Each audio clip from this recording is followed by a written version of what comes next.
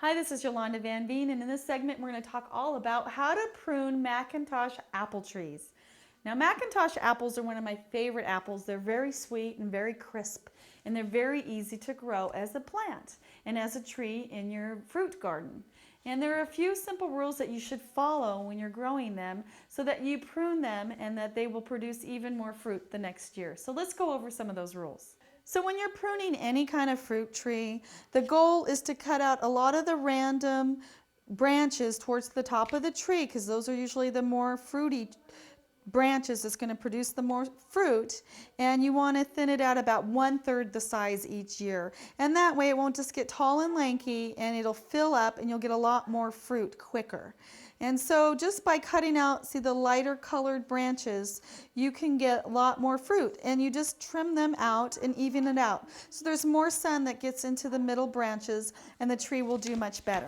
If you have a fruit tree that's been established and it's really tall and not producing fruit, and you have not pruned it very much, then you can actually cut out some of the top branches, and what you're making is called a vase cut.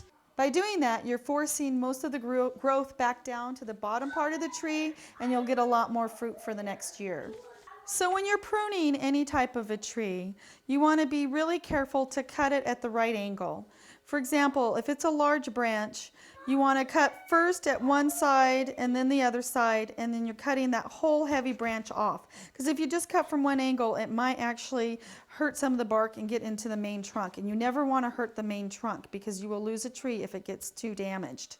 And you don't want to cut it too far out either where the CD cut is, because what happens is then it gets too much moisture and it'll rot and there's too much dead material. You want to cut it right at a little bit of an angle, leaving 1 to 2 inches right at where the tree is reading with the main trunk. Same thing, you never want to cut right up to the trunk line and make a solid cut, because what happens is the tree gets very damaged, and sometimes it will eventually kill the tree because it doesn't have bark to protect the main trunk, and that is what's needed. So by taking the time to prune out about 1/3 of the branches each year, and by just making sure that all the dead branches or wimpy branches are removed, it will force the tree to become stronger, and you'll get even more fruit the next year that you can enjoy all fall and even through the winter.